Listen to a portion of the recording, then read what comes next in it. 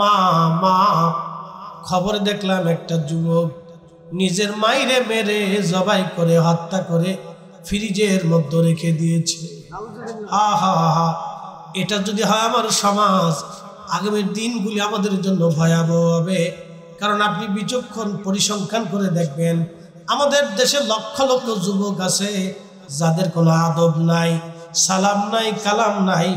লক্ষ লক্ষ যুবক আছে বেয়াদব, তারা মোটর সাইকেল বলে বাপও চিনে না, চাচাও চিনে না, উস্তাদও চিনে না, সালাম কালাম পর্যন্ত ভুলে গেছে। কি কথা কর না কেন? মুরব্বী মানে না, মুরব্বী চিনে না, মুরব্বী শ্রদ্ধা করে না। আমি কি মিথ্যা বলতেছি? হাজার হাজার লক্ষ লক্ষ যুবক আগামীর দিনগুলি বাংলার জন্য বড় ভয়াবহ আবেগ। এই জন্য তরিকা, আমাদের তরিকার প্রথম সবকের নাম আদাব। আপনি দেখবেন বিশ্ব জাকের মঞ্জিলের একটা যুবকও বেয়াদব না। কথা কন না কেন? আপনি তরিকত পন্থী দেখবেন, এই যে যতগুলি সুন্নি মাদ্রাসা দেখবেন, একটা ছেলেও বেয়াদব না। কি কথা কন না কেন? আমরা বাচ্চাদেরকে সর্বপ্রথম আদব শিখাই। কি শিখাই? ধরে বলে আদব। আদবের কারণে মানুষ মনে করে আমরা খুব দুর্বল। না, লাঠি চালান দিলে আমরা দুর্বল না, পিঠের চামড়া থাকবে না। আমরা দুর্বল না। শোনেন, আমাদের শরীরে রক্ত আছে, আমরা দুর্বল না। সুন্নিরা দুর্বল না, পীর মাশায়েখদের মুরিদরা দুর্বল না। এরা সবল, এরা সবল, এদের গায়ে রক্ত আছে, শরীরে শক্তি আছে, অন্তরে তেজ আছে। কিন্তু আমরা আদব শিক্ষা দেই, ভদ্রতা শিক্ষা দেই, মানবতা শিক্ষা দেই। কথা বলেন ঠিক কিনা? আমরা ভেজাল শিখাই না। প্রিয় উপস্থিতি, খুব মনোযোগ দিবেন। এর নাম মা মা মা মা। মুরগিটা নিজের জীবনকে বিপন্ন করে বাচ্চা বাঁচানোর জন্য লড়াই করে শত্রুর সাথে, তার নাম মা। আরো যদি দেখতে চান, মহিষ, সমস্ত মহিষ বাঘের ভয়ে পালিয়ে চলে গেল, কিন্তু মা মহিষ বাচ্চাটাকে ছেড়ে যায় না। ওই বাচ্চার ডানে বামে সামনে পিছনে ঘুরে ঘুরে থাকে। শেষ পর্যন্ত সিংহের সাথে মহিষটা লড়াই করতে থাকে। লড়াই করে করে মহিষ মারা যায়। তারপরও তার বাচ্চা ছেড়ে সে পালায় যায় না। এটার নাম মা মা মা। কি কথা বলেন ঠিক কিনা? ওগো মা, তুমি এ ধরনের শ্রেষ্ঠ নিয়ামত, তোমারই পদ তলে রয়েছে জান্নাত। ওগো মা, তুমি এ ধরনের শ্রেষ্ঠ নিয়ামত, তোমারই পদ তলে রয়েছে জান্নাত। গাড়ি হাওয়ায় উড়ে বিনা তেলে চালায় গাড়ি নবী সুলাইমান। আমরা সেই মুসলমান, আমরা সেই মুসলমান। হযরত আলী ডেকে বলেন, হুজুর, ওই নামের উপর আমি ঈমান আনছি। একসাথে বলবেন আল্লাহু আকবার। ওই নামের উপর ঈমান আনছি। তাওহীদেরই মুর্শিদ আমার মুহাম্মাদের নাম, মুর্শিদ মুহাম্মাদের নাম। ওই নাম জপলে বুঝতেই পারি খুদারি কালাম, মুর্শিদ মুহাম্মাদের নাম। বাংলাদেশে কিছু আজালে মৌলবী আছে, কাম কাজ নাই, হইতে বইয়ে ফাজলিমি করে, আর কটা ইউটিউব টেলিভিশন নিয়ে বসে বসে ভিডিও করে আর খালি সারে। হেতা মৌলবী এই গজল শিরিক। দেশে যে কত অসুস্থ হয়েছে, এটা নাম দিছি আমি বেমারি।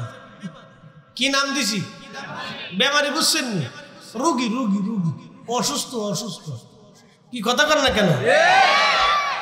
সিলেটি ভাষাকে বেমারি কি বলে? বেমারি, অসুস্থ।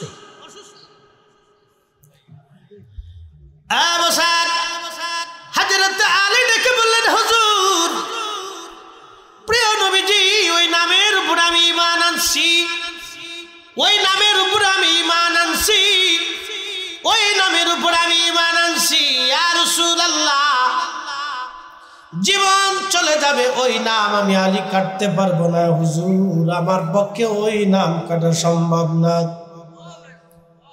আল্লাহ নবী নিজে হাত দিয়ে নামটা কাটলেন, কেটে নবী নিজের হাতে প্রিয় নবীজি মুহাম্মদ ইবনে আব্দুল্লাহ নবী লিখে দিলেন। একবার জোরে বলা যাবে কি মারহাবা?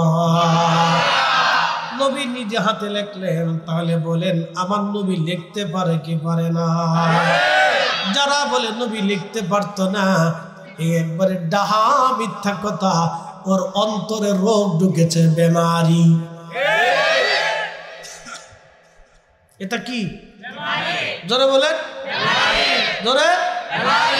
বেমারি দেশে অভাব নেই, বহু বেমারি, বেমারির শেষ নেই, পুরো সর্বনাশ বেমারি।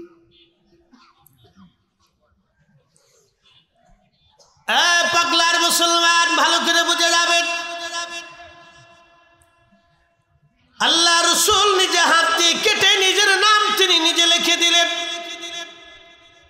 নবীজি অক্ষর জ্ঞানহীন শুনলে এই কথা বলা যাবে না, কারণ কোরআন আল্লাহ তার রাসূলের শান সম্পর্কে বলে দিলেন, কামা আরসালনা ফীকুম রাসূলাম মিনকুম ইয়াতলু আলাইকুম আয়াতিনা।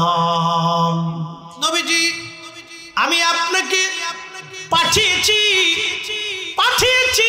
নবী আপনাকে পাঠিয়েছি। কেন পাঠাইলাম?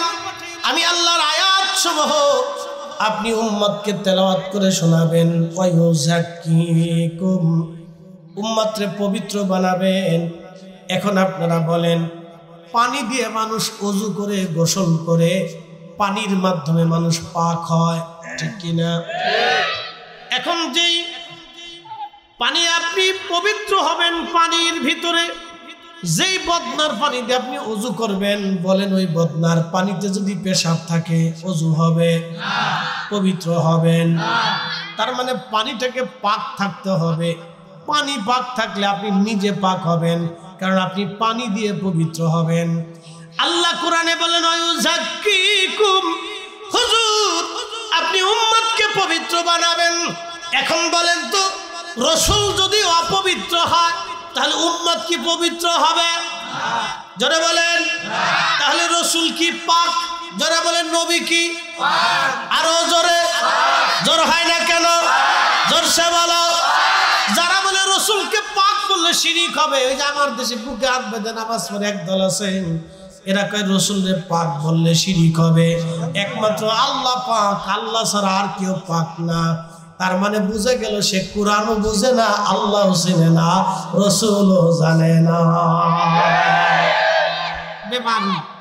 জোরে বলেন কি? বেমারি। আরো জোরে। বেমারি। বেমারি। ওরে বেমারি ধরছে, অসুস্থ। কত অসুস্থ মানুষ দেশে আছে, তার হিসাব নাই। বাপরে বাপ।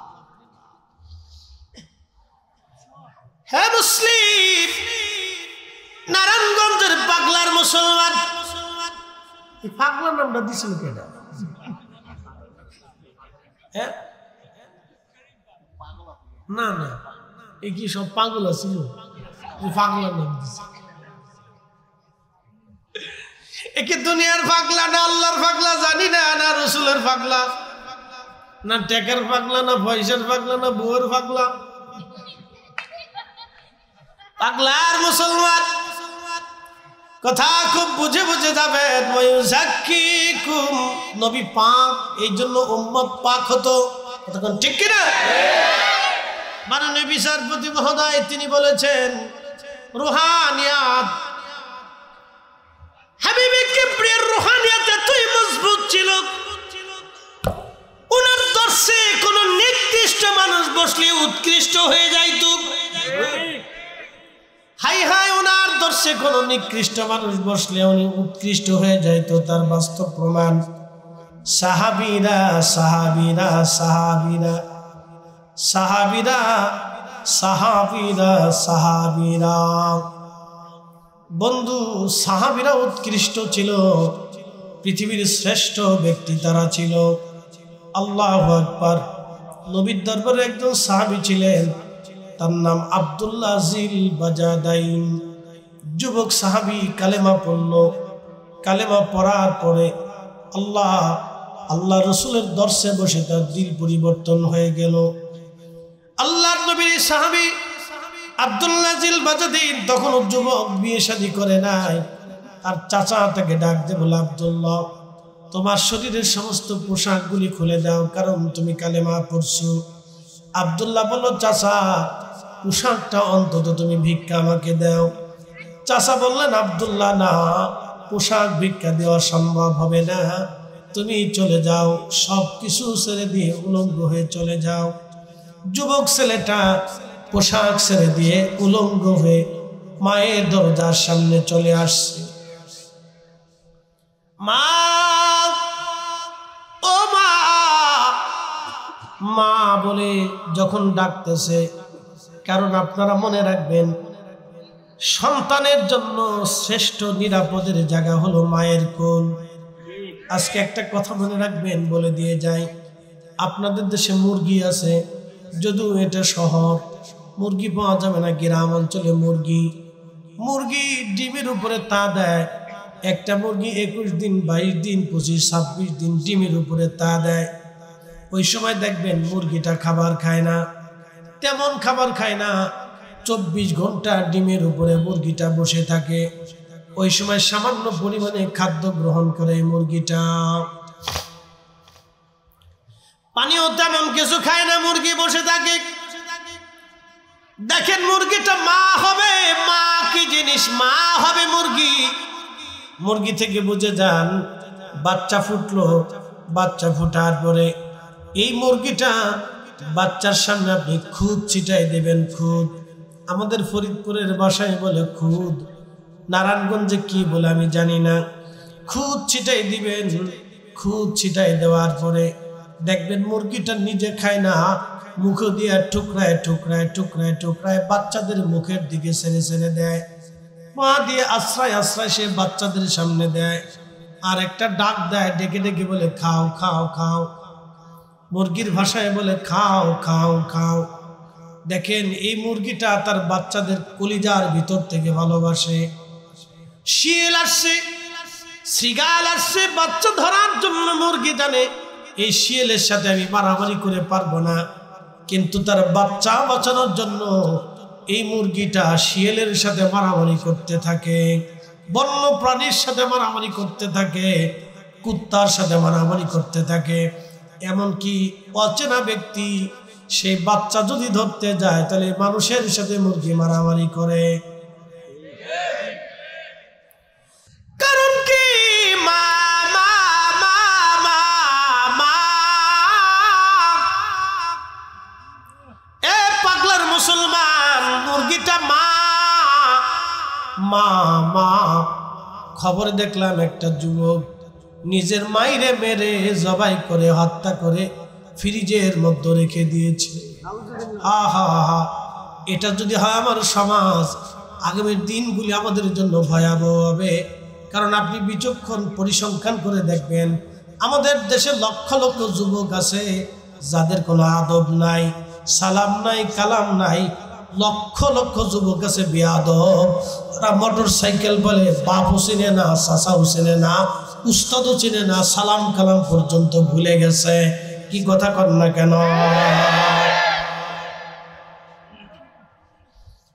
মুরব্বী মানে না, মুরব্বী চিনে না, মুরব্বী শ্রদ্ধা করে না। আমি কি মিথ্যা বলতেছি? হাজার হাজার লক্ষ লক্ষ যুবক আগামীর দিনগুলি বাংলার জন্য বড় ভয়াবহ আবেগ। এই জন্য তরিকা, আমাদের তরিকার প্রথম সবকের নাম আদাব। আপনি দেখবেন বিশ্ব জাকের মঞ্জিলের একটা যুবকও বেয়াদব না। কথা কন না কেন? আপনি তরিকতপন্থী দেখবেন এই যে যতগুলি সুন্নি মাদ্রাসা দেখবেন একটা ছেলেও বেয়াদব না। কি কথা কন না কেন? আমরা বাচ্চাদেরকে সর্বপ্রথম আদব শিখাই। কি শিখাই? জোরে বলে আদব। আদবের কারণে মানুষ মনে করে আমরা খুব দুর্বল। না, লাঠি চালান দিলে আমরা দুর্বল না, পিঠের চামড়া থাকবে না, আমরা দুর্বল না। শোনেন, আমাদের শরীরে রক্ত আছে, আমরা দুর্বল না। সুন্নিরা দুর্বল না, পীর মাশায়েখদের মুরিদরা দুর্বল না, এরা সবল, এরা সবল। এদের গায়ে রক্ত আছে, শরীরে শক্তি আছে, অন্তরে তেজ আছে। কিন্তু আমরা আদব শিক্ষা দেই, ভদ্রতা শিক্ষা দেই, মানবতা শিক্ষা দেই। কথা বলেন ঠিক কিনা? আমরা ভেজাল শিখাই না। প্রিয় উপস্থিতি, খুব মনোযোগ দিবেন। এর নাম মা। মুরগিটা নিজের জীবনকে বিপন্ন করে বাচ্চা বাঁচানোর জন্য লড়াই করে শত্রুর সাথে, তার নাম মা। আরো যদি দেখতে চান মহিষ, সমস্ত মহিষ বাঘের ভয়ে পালিয়ে চলে গেল, কিন্তু মা মহিষ বাচ্চাটাকে ছেড়ে যায় না। ওই বাচ্চার ডানে বামে সামনে পিছনে ঘুরে ঘুরে থাকে। শেষ পর্যন্ত সিংহের সাথে মহিষটা লড়াই করতে থাকে। লড়াই করে করে মহিষ মারা যায়, তারপরও তার বাচ্চা ছেড়ে সে পালায় যায় না। এটার নাম মা। মা মা। কি কথা বলেন ঠিক কিনা? ওগো মা, তুমি এ ধরনের শ্রেষ্ঠ নিয়ামত, তোমারই পদতলে রয়েছে জান্নাত। ওগো মা, তুমি এ ধরনের শ্রেষ্ঠ নিয়ামত, তোমারই পদতলে রয়েছে জান্নাত।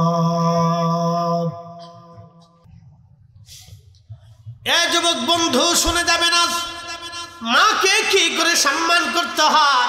যেহেতু আলোচনা এসেই গেছে, একটা ঘটনা বলে দিয়ে যাই। মুস্তাদরিক হাকিম লিসাহিহাইনে ইমাম হাকিম বিশুদ্ধ সনদ একখানা হাদিস লিখেছেন। ইমাম জাহাবি এই হাদিসের কিতাবের ব্যাখ্যা করেছেন আত-তালখিস। আত-তালখিসের মধ্যে তিনি হাদিসটাকে সহিহ বলেছেন। আল্লাহর নবী বসে আছেন, সাহাবায়ে কেরাম নিয়ে বসা মদিনাতুল মুনাওয়ারাতে। আল্লাহু আকবার। আল্লাহর নবী দেখলেন বহু দূর থেকে একজন বৃদ্ধ মহিলা, বৃদ্ধা নারী লাঠিতে ভর দিয়ে দিয়ে হেঁটে হেঁটে হেঁটে হেঁটে আসতেছে। ওই বৃদ্ধা নারীকে দেখে নবীজি দাঁড়িয়ে গেলেন।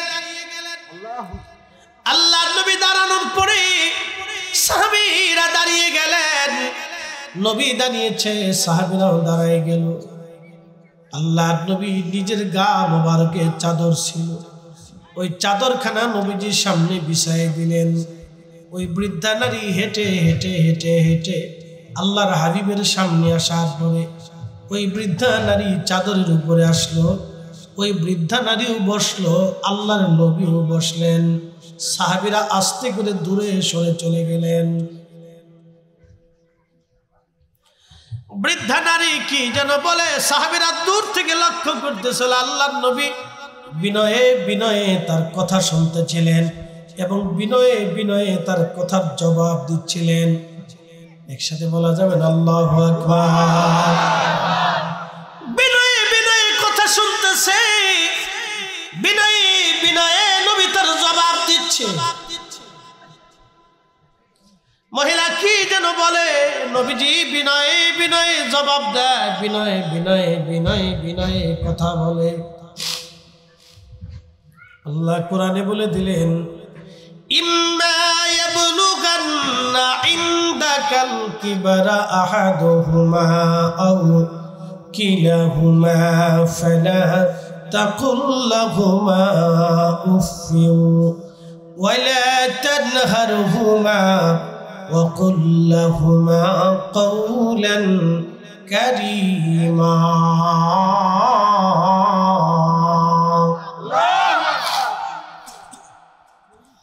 শরীফ বাগের মুসলমান,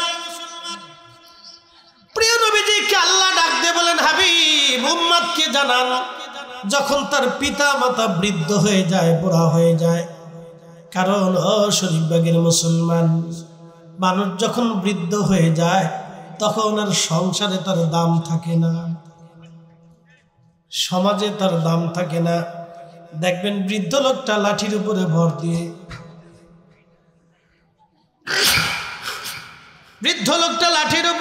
দিয়ে, দোকানের এক পাশে এক কোনায় বেঞ্চের উপরে চুপচাপ বসে থাকে, হয়তো একটা চা খায়। মাঝে মধ্যে দেখবেন কিছু বৃদ্ধ মানুষ দোকানে লাঠির উপরে এইভাবে লাঠি ধরে চুপচাপ বেঞ্চের এক কোনায় বসে থাকে। বাড়িতে মূল্য নাই, বৌমা ভালো দেখতে পারে না, নাতিপুতিরা বলে দাদাই ঘ্যান ঘ্যান ঘ্যান ঘ্যান করে, ছেলেটা বারবার বলে আব্বা এটা চাই সেটা চাই, ডাক্তার দেখাইতে অনেক পয়সা খরচ হয়। হ্যাঁ, জীবনের বাস্তবতা থেকে বলতেছি, বুঝে তারপরে বাড়ি যাবে, বুঝে। মানুষ হইয়া ভবেতে আসিয়া মানুষের করিলাম কি।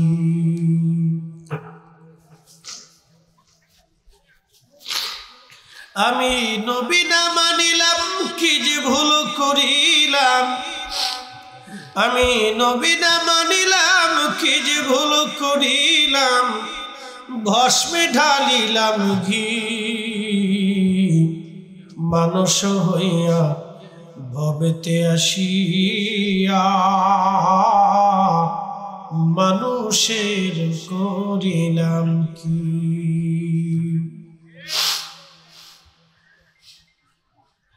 যখন বুড়া হয়ে যায় সমাজে কোনো মূল্য নাই, পরিবারে কোনো মূল্য নাই, বাড়িতে কোনো মূল্য নাই, সংসারে কোনো মূল্য নাই, বেটার বউয়ের কাছে কোনো দাম নাই। আর আল্লাহ না করুক একবার যদি প্যারালাইসিস হয়ে যায় তাহলে এই বিপদের কোনো শেষ নাই, এই বিপদের কোনো বাপ মা নাই। আমি দোয়া করি কোনো বৃদ্ধকে বৃদ্ধাকে যেন আল্লাহ কঠিন শাস্তি না দেয় বৃদ্ধকালে, কারণ এটা বড় কঠিন, বিরাট বড় কঠিন, অনেক বড় কঠিন, অনেক বড় কঠিন। আল্লাহর নবী দাঁড়ানো বসে গেলেন, বিনয় বিনয়ে কথা বলতেছে। আল্লাহ ডাক দিয়ে বলেন ইম্মা ইয়াবলুগান্না ইনদাকাল কিবার। হাবিব উম্মতকে বলে দেন তোমাদের পিতা মাতা যদি বৃদ্ধ হয়ে যায়, বুড়া হয়ে যায়, এমন আচরণ করো না যে আচরণে তোমার বাবা মা উহু শব্দটা পর্যন্ত করে বসে। তোমার পিতা মাতা উহু শব্দটা পর্যন্ত করে বসে, এমন আচরণ তুমি বাবা মার সাথে করো না। আল্লাহর নবী বসে গেলেন, বিনয় বিনয় নবীজি কথা বলতেছিলেন। আহা, মহিলা দাঁড়ায় গেল, নবীজি দাঁড়ায় গেলেন। বহু দূর পর্যন্ত দেখা যাইতেছিল আল্লাহর নবী পথের দিকে তাকাইছিলেন। দীর্ঘ সময় নবীজি পথের দিকে তাকানো। সাহাবীরা কাছে এসে দাঁড়ায় বলেন ইয়া রাসূলুল্লাহ, কোন ভাগ্যবান সে নারী যে নারী আপনার গায়ের চাদরের উপরে বসে গেল আজ। এই ভাগ্যবতী নারী কে নবীজি, যার সাথে আপনি বিনয়ে বিনয়ে কথা বললেন? ইয়া রাসূলুল্লাহ, বলবেন কি? এই ভাগ্যবতী নারীটা কে? আল্লাহর নবী চোখের পানি ছেড়ে দিয়ে বললেন, সাহাবীরা রে, এই ভাগ্যবতী নারী হচ্ছে আমার দুধমা হালিমাতুস সাদিয়া। মায়ের আদর আমার নসিব হয় নাই, ছোট্ট কালে দোলনা থেকে আমাকে নিয়ে গিয়েছিল, মায়ের আদর দিয়ে আমাকে কোলে করে ভালোবাসা দিয়ে আমার যত্ন করে সেবা করে আদরে আদরে চুমায় চুমায় ভরে দিয়ে আমাকে যে মা লালন করেছিলেন তিনি হালিমাতুস সাদিয়া। বিশেষ অভাবের কারণে তিনি আমার কাছে এসেছিলেন, আমি রাসূল তার অভাবগুলি পূরণ করে দিয়েছি। প্রয়োজনগুলি মিটাই দিয়েছি, তিনি চলে গেছেন। আমি তার পথের দিকে তাকায় আছি, কারণ শৈশব স্মৃতিগুলি আমার চোখের সামনে আজ ভেসে উঠেছে। সাহাবীরা রে, এই জন্যে আমি আমার মায়ের দিকে তাকায় তাকায় চোখের পানি ফেলে ফেলে কান্না করতেছি। সাহাবীরা ছোট্টকালে যিনি পাহাড়ি পরিবেশে খুবই দুর্গম স্থানে, আপনারা যদি কোনোদিন তায়েফ যান তাহলে দেখবেন তায়েফের মূল শহর থেকে হালিমাতুস সাদিয়ার বাড়ি 70 কিলোমিটার দূরে রাস্তা হবে। মূল শহর থেকে আরো 70 কিলোমিটার দূর। বর্তমান আধুনিক যুগেও সেই জায়গাটা বড় কঠিন জায়গা। হযরত হালিমাতুস সাদিয়া সেই জায়গা থাকতেন। আল্লাহর নবীকে নিয়ে আল্লাহর নবী বলতেছিলেন, সাহাবীরা রে, ছোটকালের স্মৃতিগুলি মনে করে আমি নবীজি দাঁড়ায়া দাঁড়ায়া চোখের পানি ছেড়ে দিয়ে তার জন্য কান্না করতেছি। কারণ তিনি সেই ব্যক্তি যিনি সন্তানের আদর দিয়ে আমাকে তিনি বড় করেছিলেন, আদরে ভালোবাসা দিয়ে তিনি বড় করেছিলেন। সাহাবীরা রে, আমি তার হক আদায় করেছি, তার পাওনাগুলি, তার অভাবগুলি আমি মিটিয়ে দিয়েছি। সাহাবীরা রে, তিনি মা রাসূল করিম নিজে হাতে প্র্যাকটিক্যাল মাকে কেমনে সম্মান করতে আল্লাহর নবী শিখিয়ে দিলেন। রাহমাতুল লিল আলামিন, কত বড় সুন্দর আদর্শের মালিক ছিলেন। এই জন্য আল্লাহ বললেন, লাকাদ কানা লাকুম ফি রাসূলিল্লাহি উসওয়াতুন হাসানা। আমার নবীর আদর্শ উত্তম আদর্শ। একবার জোরে বলা যাবে কে সুবহানাল্লাহ? চিৎকার মেরে জোরে বলেন আল্লাহু আকবার। এক সাহাবী এসে বললেন, হুজুর, মা তো মরে গেছে, মা কি হক পায়? কোনো কিছু আর পায় কিনা? আল্লাহর নবী জবাব দিলেন, হ্যাঁ সাহাবীরা, মা এখনো পায়। তুমি যতদিন জিন্দা থাকবা ততদিন মা তোমার কাছে পাবে। বলে, হুজুর কি পায়? আল্লাহর নবী সর্বপ্রথম বললেন, সাহাবীরা রে, সর্বপ্রথম তোমার মা তোমার কাছে দোয়া পায়। একবার জোরে বলবেন আল্লাহু আকবার। কি পায়? জোরে বলেন, জোরে বলেন, কি পায়?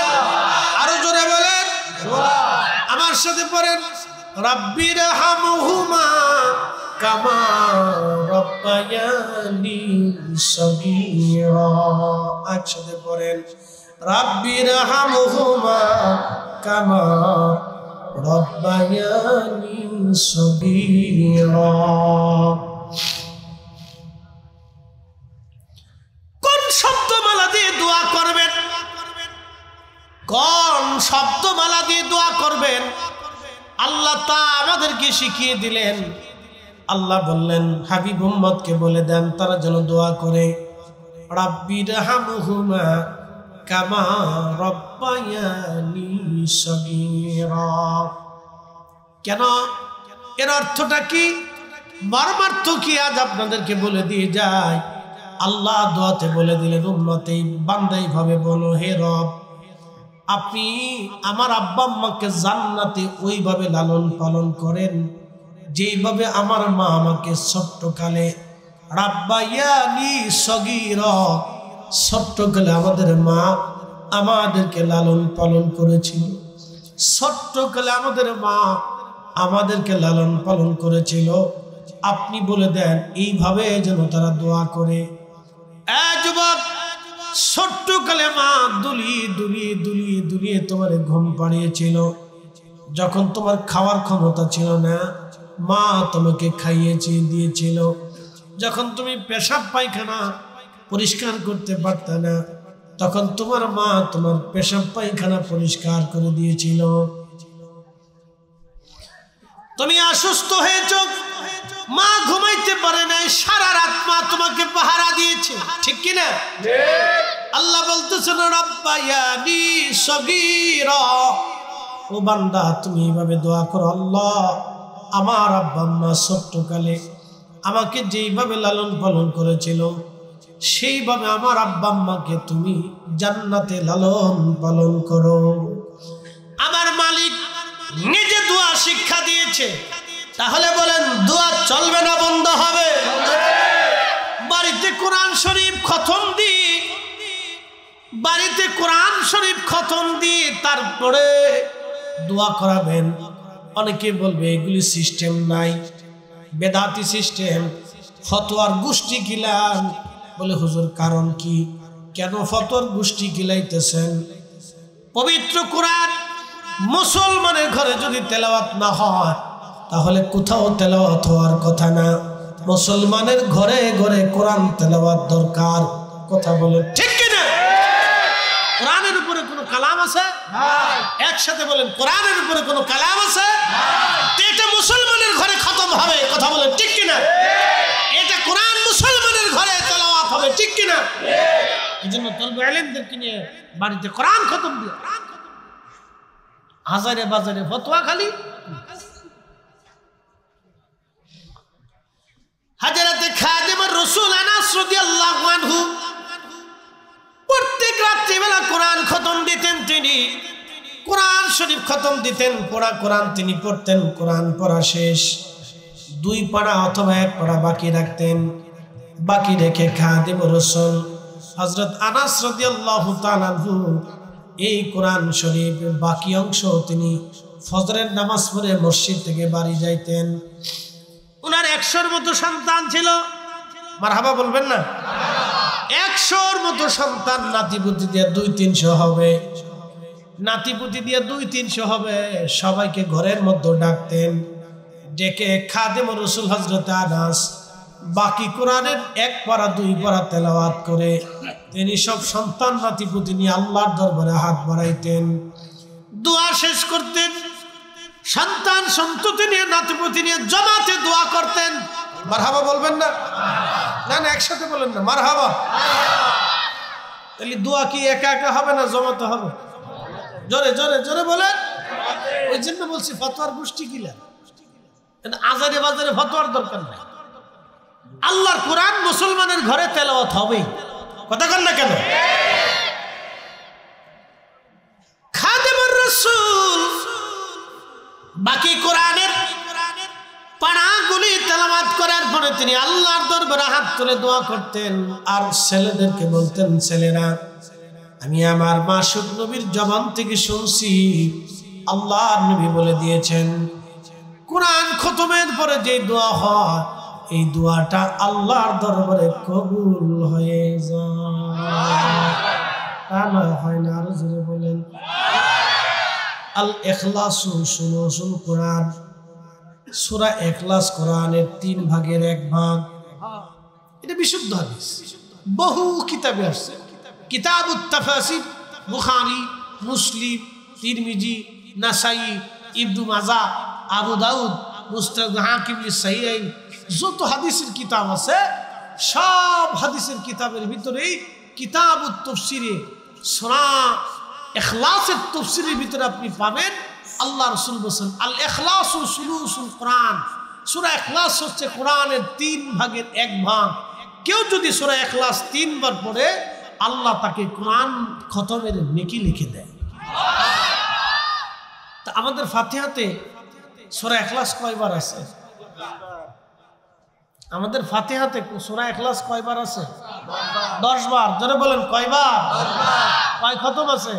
3 খতম। এই 3 খতম কোরআন খতমের নিয়ে যখন হাত তুলবেন, খাদিমুর রাসূল হযরত আনাস বলেছেন, ও নবীর উম্মতেরা, আমার আওলাদ, আমার সন্তানরা, আমি মাসুকের কাছ থেকে শুনছি, আমার মাসুক নবী বলেছেন কোরআন খতমের পরে যেই দোয়া হয় এই দোয়া আল্লাহর দরবারে কবুল হয়। তাহলে এখন বলেন কোরআন খতম কি চলবে? চলবে। হ্যাঁ না, একসাথে বলেন, জোরে বলেন, চলবে চলবে চলবে। যারা কোরআন খতম দিবে তাদেরকে ডেকে নিয়ে খতম দিবেন, যারা দিবে না তারা ডাকার দরকার নেই। কথা কি ক্লিয়ার না? ভেজাল আছে? যে দোয়া মানে তারে নিয়ে দোয়া করান, যে দোয়া মানে না তারে নিয়ে দোয়া করানোর দরকার নাই, তাকে নিয়ে দোয়া করানোর দরকার নাই। যে মানে তাকে দিয়ে করে। আল্লাহ আমাদেরকে কবুল করুক বলে না। প্রিয় মুসলমান, খুব মনোযোগ দিবেন, লম্বা বাড়াবো না, সংক্ষিপ্ত সময় মূল্যবান কথা বলে দিয়ে যাচ্ছি। আল্লাহর নবী হযরত রাসূল করিম সাল্লাল্লাহু আলাইহি ওয়াসাল্লাম আল্লাহ কোরআনে বললেন, হাবিব ওয়াযাক্কিকুম, উম্মতকে বলে দিবেন তারা যেন আপনি পবিত্র বানানোর জন্য পাঠাইলাম। এরপর আল্লাহ বললেন, ওয়ায়ুআল্লিমুকুমুল কিতাবা ওয়াল হিকমা, আপনি উম্মতকে কিতাব শিক্ষা দিবেন, হিকমত শিক্ষা দিবেন। এরপরে নবীজি বললেন, আল্লাহ কোরআনে বললেন, ওয়ায়ুআল্লিমুকুম মা লাম তাকুনু তা'লামুন, উম্মত যেটা জানতো না আপনি নবী উম্মতকে সেটা জানাবেন। একবার জোরে বলা যাবে কি মারহাবা। আল্লাহুম্মা সাল্লি আলা সাইয়্যিদিনা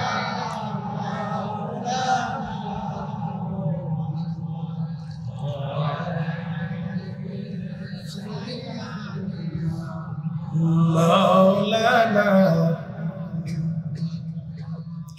তুমি রহমান, তুমি মেহেরবান, তুমি রহমান, তুমি মেহেরবান।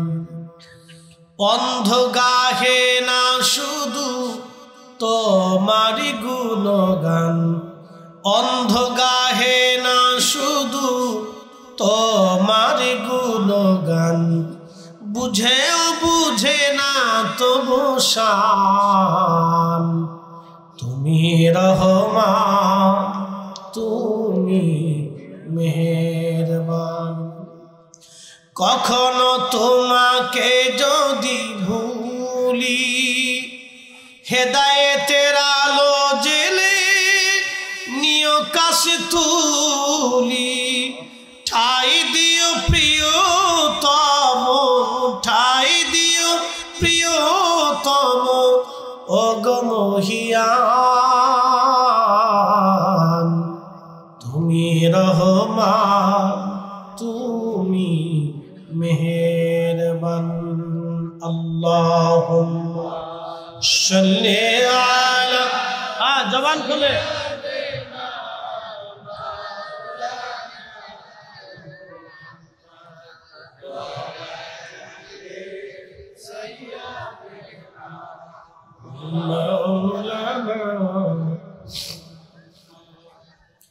বন্ধু খুব মনোযোগ দেবেন। আল্লিমুকুম মা লাম তাকুনু তা'লামুন, উম্মত যেটা জানে না আপনি জানাবেন। মনোযোগ দেন। পৃথিবীতে ইমাম মাহদী দুনিয়াতে আসবে, একসাথে বলেন আল্লাহু আকবার। কে আসবে? ইমাম মাহদী। কখন আসবে তাও বলে দিয়ে যাই। সহিহ বুখারীতে কিতাবুল ফিতানে আমার নবী বলেছেন, উম্মত সারা পৃথিবীতে দুইটা নদী আল্লাহ জান্নাত থেকে পাঠিয়েছে। একটা নদীর নাম ফোরাত, আর একটা নদীর নাম নীল। এই দুইটা নদী সরাসরি জান্নাত থেকে আসছে। এই জন্য আপনি যদি দেখেন এই দুই নদীর পানি কখনো শুকায় না, অথচ মরুভূমির ভিতর দিয়েও নদী আছে। প্রচন্ড উত্তাপ, 50 ডিগ্রি সেলসিয়াস তাপমাত্রায় নদী শুকায় না। একসাথে বলবেন আল্লাহু আকবার। এই নদী চলমান আজকে হাজার হাজার বছর ধরে, এই নদী চলমান। একটা দিনের জন্য এই নদী কখনো শুকায় নাই। তবে কিয়ামতের আগে এই নদীটা শুকায় যাবে। আল্লাহর নবী বললেন, ফোরাত নদী শুকিয়ে যাবে, স্বর্ণের পাহাড় বেশি উঠবে। এই স্বর্ণকে কেন্দ্র করে তামাম পৃথিবীতে যুদ্ধ শুরু হবে। সেই যুদ্ধটা হবে মহাযুদ্ধ। প্রত্যেক 100 জনের মধ্যে 99 জন মারা যাবে, একজন মাত্র ব্যক্তি বেঁচে থাকবে। যিনি বেঁচে থাকবে তিনি ঈমানদার। এরপরে আল্লাহর জমিনে ইমাম মাহদী আলাইহিস সালাম এই জমিনে আসবে। একবার জোরে বলা যাবে আল্লাহু আকবার। ইমাম মাহদী 40 বছর পর্যন্ত ঝড়ে জঙ্গলে, মরুতে, পাহাড়ে উট, দুম্বা, ছাগল, ভেড়া চড়াইতে থাকবে। দুনিয়ার কোন মাদ্রাসা, মক্তব, ইউনিভার্সিটিতে একটা অক্ষর তিনি কারো কাছ থেকে শিখবে না। আল্লাহর নবী বলেন, উম্মত রে, 40 বছর যেই দিন পার হয়ে যাবে সেই দিন রাত্রিবেলা আমার আল্লাহ পৃথিবীর সমস্ত এলেম আমার মাহাদির কলিজার ভিতরে আল্লাহ ঢুকাই দিবে। আসতে হয়ে গেল না? জোরে বলবেন। আচ্ছা আপনারা বলেন, নবী দিয়া মাহাদি না মাহাদি দিয়া নবী? জোরে বলেন, জোরে জোরে জোরে। ইমাম মাহাদি হবে হাসানি হুসাইনি। হযরত ইমাম হাসান হুসাইনের সরাসরি নসল, দুই রক্তর ধারা অনুযায়ী বাবা এবং মা হবে হাসানি হুসাইনি। সরাসরি রাসূল কারীমের রক্ত হবে, সরাসরি রাসূলের নসল। আমার নবীর রক্ত হবে ইমাম মাহাদি, নাম হবে মুহাম্মদ, বাবার নাম তার হবে আব্দুল্লাহ, কিন্তু পরিচিত হবে ইমাম মাহাদি হিসেবে। হযরত ইমাম মাহাদি পৃথিবীতে এমন ভাবে কালেমা প্রতিষ্ঠিত করবেন, নবী বললেন আমি যেইভাবে দিন প্রতিষ্ঠিত করেছি আমার মাহাদি ওইভাবে দিন প্রতিষ্ঠিত করবে। একসাথে বলা যাবে না আল্লাহু আকবার। আমার মাহাদি সারা পৃথিবী তন্ন তন্ন করে সারা পৃথিবীতে দিন প্রতিষ্ঠিত করবেন। আমার মাহাদি সারা দুনিয়াতে দিন কায়েম করবে মাহাদি। খুব মনোযোগ দেন, এখন প্রশ্ন করি জবাব দিবেন। মাহাদি কি নবী দিয়া না নবী দিয়া মাহাদি, না মাহাদি দিয়া নবী? আমরা দিয়া নবী না নবী দিয়া আমরা? আমরা দিয়া আমাদেরকে দিয়া নবী না নবী দিয়া আমরা, ঠিক কিনা? খুব মনোযোগ দিবেন। নবী দিয়া মাহাদি, যার রক্তে আসার কারণে মাহাদির এমন দাম হলো, ইজ্জত হলো, এক রাতে সব এলেম আল্লাহ তার কালবে ঢুকাই দিলেন। তাহলে আপনি বলবেন তো, বুঝেন তো, তাহলে আমার রাসূলের এলেম কি পরিমাণ হতে পারে? আপনার কি বুঝতে হবে? এই যে আগে বলছি, আজারে বাজারে কিছু বেমারি লোক আছে, যেহেতু অসুস্থতা তাহকিক তারকিব কিচ্ছু নেই, একবারে মন চাইছে বলে দিছে, মন চাইছে বলে দিছে, মন চাইলে বলে দিলেই তো মানা যাবে, ঠিক কিনা? ঠিক ইমাম মাহাদি যখন পৃথিবীতে যাদের জন্য তিনি মুসলমানদেরকে কাতার করবে, উনার প্রথম ফ্রন্টের সৈনিক হবে ইমানদারেরা। আর ঠিক তখনই দাজ্জালের সাথে ওনার জিহাদ হবে। দাজ্জালের প্রথম ফ্রন্টের সৈনিক হবে ইহুদিরা। ইহুদিরা হবে দাজ্জালের প্রথম ফ্রন্টের সৈনিক। আর ইমাম মাহাদির সৈনিক হবে মুসলমানেরা, পাক্কা পাক্কা ইমানদারেরা। মুনাফিকরা ইমাম মাহাদির সৈনিক হতে পারবে না। কথা বলেন, আমি বলি না, রাসূল বলে গেছেন মুনাফিকরা মাহাদির সৈনিক হতে পারবে, পাক্কা পাক্কা ইমানদাররা মাহাদির সৈনিক। ইমাম মাহাদি কাবাতে ইতিমধ্যে আল্লাহ ঈসা নবীকে আসমান থেকে নামাবে, দুই ফেরেশতার কাঁধের উপরে বহার দিয়ে ঈসা রুহুল্লাহ আসমান থেকে নামবেন। তিনি সশরীরে 33 বছর বয়সে আল্লাহ ওনাকে আসমানে নিয়েছিলেন। আবার পৃথিবীতে ইমাম হযরত ঈসা রুহুল্লাহকে আল্লাহ নামাবেন। ঈসা আলাইহিস সালাম নামার পরে তিনি ওখান থেকে মার্চ করবেন বর্তমান সিরিয়ার বাইতুল আকসা, এর আশেপাশে কোন একটা মসজিদ হবে, মসজিদটা হবে সাদা, এর গম্বুজটাও হবে সাদা। এই মসজিদে ইমাম মাহাদিকে ঈসা রুহুল্লাহকে আল্লাহ পাক ফেরেশতার কাঁধে ভর দিয়ে নামাবেন। ঈসা নবী ওখান থেকে নেমেন সরাসরি বাইতুল্লাহতে আসবেন, হেরেমে আসবেন। হযরত ইমাম মাহদী আলাইহিস সালাম হেরেমে অপেক্ষা করবেন। নামাজের সময় চলবে, নামাজের সময় হয়ে গেছে, জামাত দাঁড়াবে। এমন সময় ঈসা রুহুল্লাহ হেরেমে ঢুকবেন, কাবা শরীফে ঢুকবেন।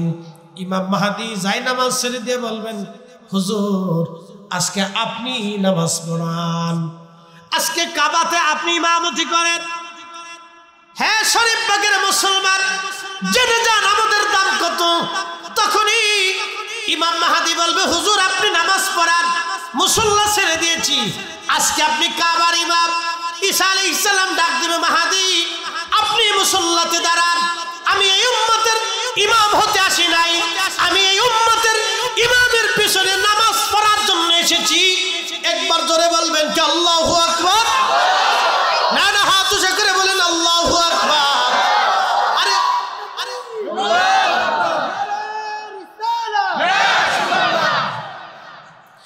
এই উম্মত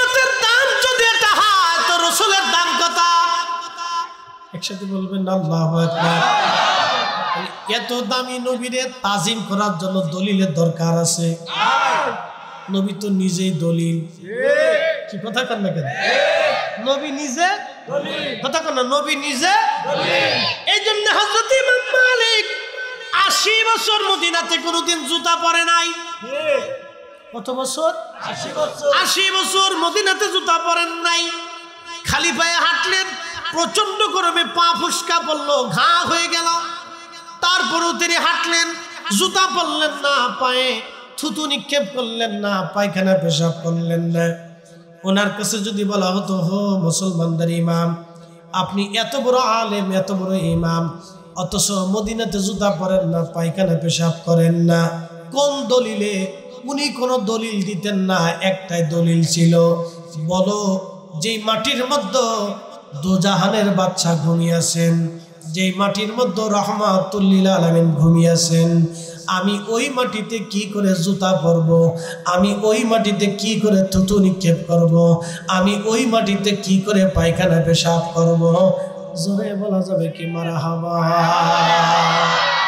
ত্রিভুবনের প্রিয় মুহাম্মদ এলো রে দনি আয় সাগর আকাশ বাতাস দেখবি যদিয়া, আয় রে সাগর আকাশ বাতাস দেখবি যদিয়া।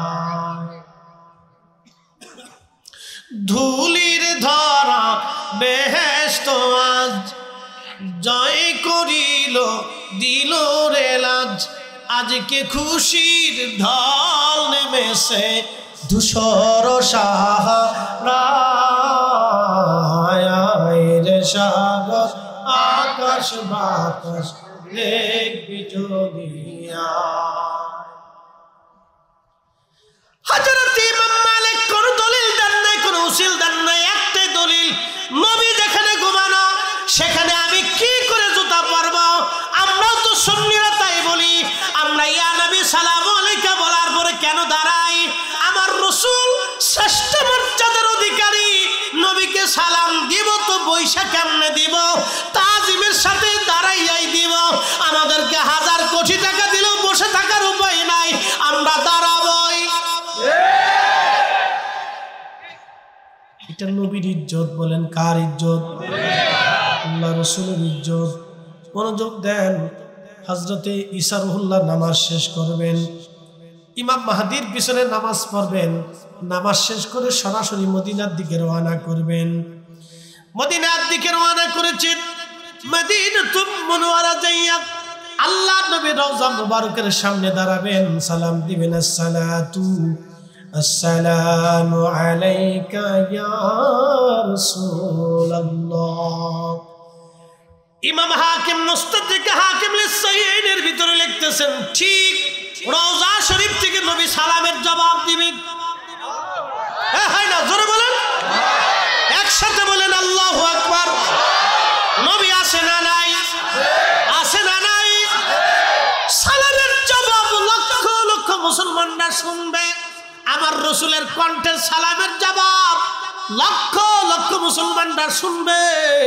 ঈসা নবী সালাম দিবেন, আমার নবী সালামের জবাব দিয়ে দিবেন। আল আনবিয়া ওয়া হিয়াউন ফি কুবুরিহিম ইউসাল্লুন, নবীরা রওজা মুবারকে জিন্দা জিন্দা জিন্দা। আমি মদিনাতে 2 ধরনের হাজী পেয়েছি, 3 ধরনের হাজী পেয়েছি। এক হাজী রওজার পাশে দাঁড়ায়া চোখের পানি ছেড়ে ছেড়ে কাঁদতো, আর এক হাজী দেখতাম শুধু সালাম দিয়ে চলে যাইতো, আর এক হাজী দেখতাম সেলফি হাজী, ছবি তুলে টস টস টস টস টস টস। এটা আব্দুল ওহাব নজদির প্রোডাক্ট। টস টস টস টস করে সেলফি তোলে। আচ্ছা বলেন তো, ঘুমিয়ে আছে রাহমাতুল লিল আলামিন, ঈসা রুহুল্লাহ তাকে সালাম দিবে, তিনি এখান থেকে সালামের জবাব দিবে, লক্ষ লক্ষ মুসলমান সেই জবাব শুনতে পারবে। একসাথে বলবেন আল্লাহু আকবার। তো নবী কি এখন সালামের জবাব দেয় না? দেয় না? জিন্দা আসে না? তো উম্মতের কলিজায় সাহস কি করে হয় ওইখানে যে সেলফি তোলা? লজ্জা করা উচিত। ঠিক না? কি ইমান মুসলমানের নষ্ট হয়ে গেছে। আমরা বললে আমরা বেদাতি হয়ে যাই। আমরা কি হয়ে যাই?